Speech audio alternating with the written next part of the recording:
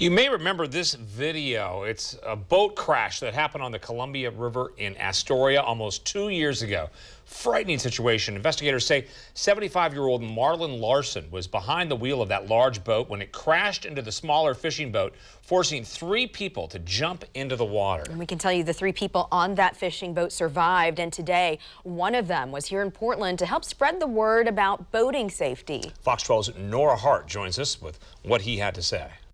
The U.S. Coast Guard hosted today's safety event at the Gleason Boat Ramp in North Portland. They discussed a number of safety topics like making sure you're prepared before you go out on the water.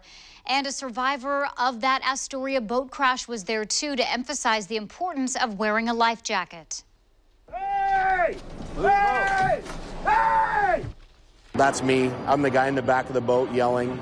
Chris McMahon says he was out fishing with a couple friends on August 12th of 2017 when they realized another boat was speeding toward them.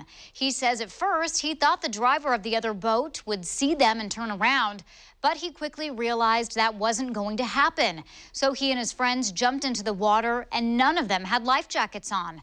That, he says, was the scariest part. I mean, that's big water, and it's very unnatural to jump out of a perfectly working boat just to, to fend for yourself when everything's unknown. We did make mistakes. Obviously, not wearing life jackets is one of them, because being in the water, I can't even describe how that feels to have your friends struggling to tread water right next to you, and you know that there's nothing you can do for them.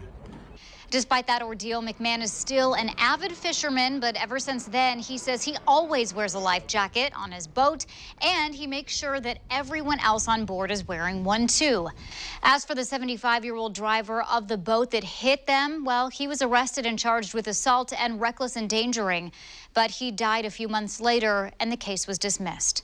In studio, NORA HART, Fox 12 Oregon.